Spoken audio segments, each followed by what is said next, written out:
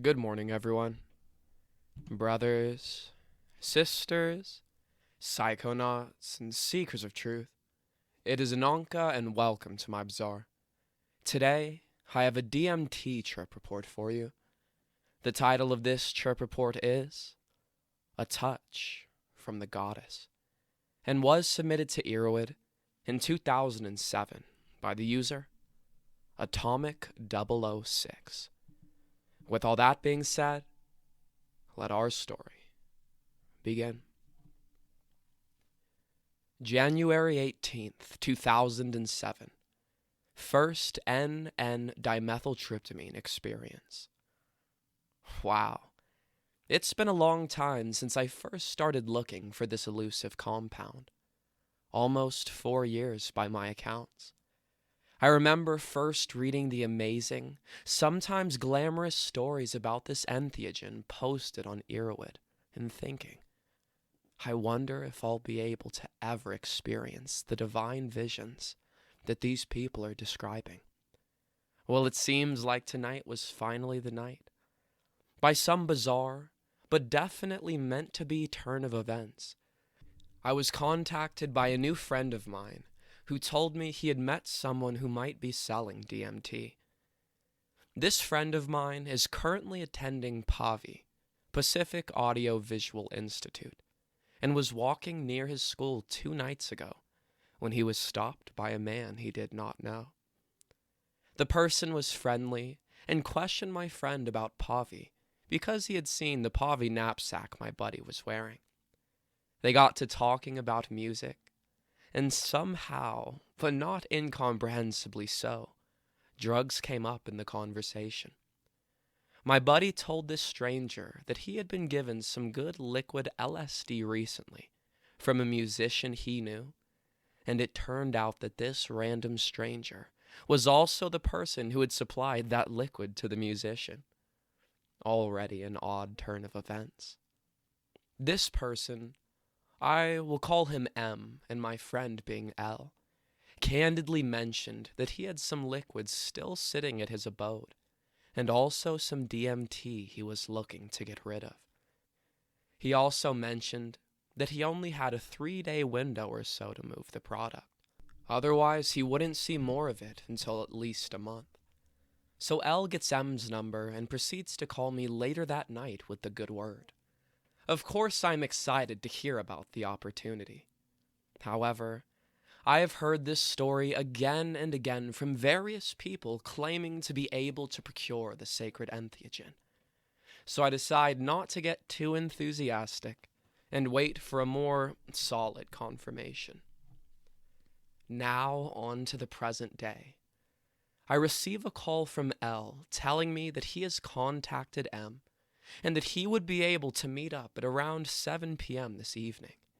I instantly jump at the opportunity and am out the door and to the bank in minutes.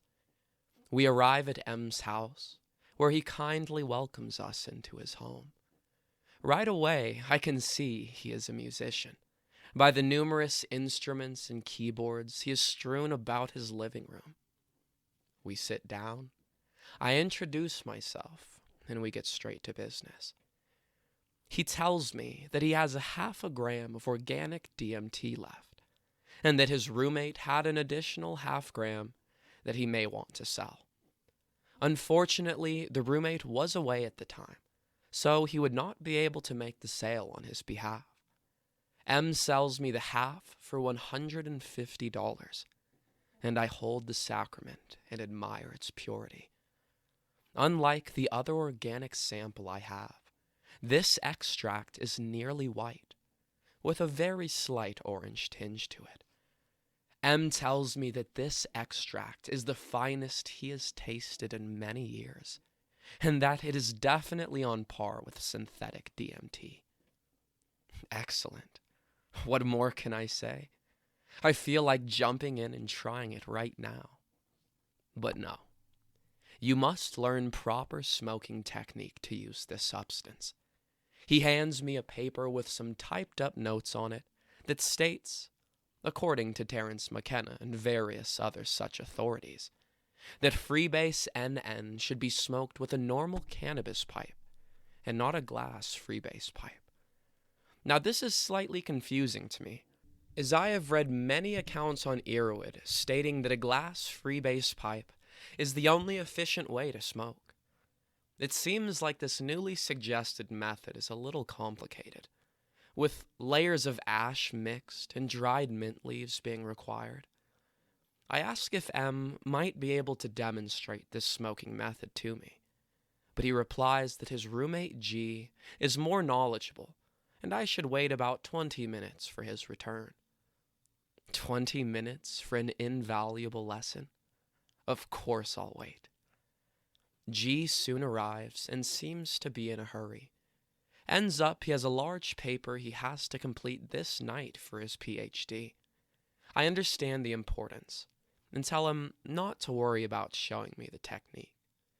G says, "Not a problem. Just let me set up my room and I can show you. I've turned as many as 100 people onto this sacrament, and I would be pleased to help you." Nice guy. We get to his room where he turns down his lighting and shows me how to layer the ash and mint leaves so as to create a screen that will cause the DMT to vaporize, not incinerate. My heart begins to race with anticipation as he hands me the pipe and tells me to prepare my lungs for inhalation. Now let me state here that I have been completely sober for 16 days prior, with the exception of perhaps 2 drinks on separate nights. My lungs have forgotten how to handle and hold cannabis smoke, and have gotten soft, so to speak. Nonetheless, my mind has cleared up considerably, and I feel very alert and receptive. I am ready for this. As much as my heart is pounding like a runaway jackhammer in my chest, I am ready. I inhale and exhale 2 times to try and expand my lung capacity. G fires the lighter and says go.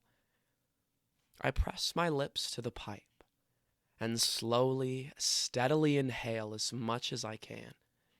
At first taste, this substance tastes sort of plastic-like, but I was prepared for this taste. Also, the tobacco in the pipe. We actually didn't have any mint, so we used rolling tobacco. Begins to irritate my cleaned-out lungs.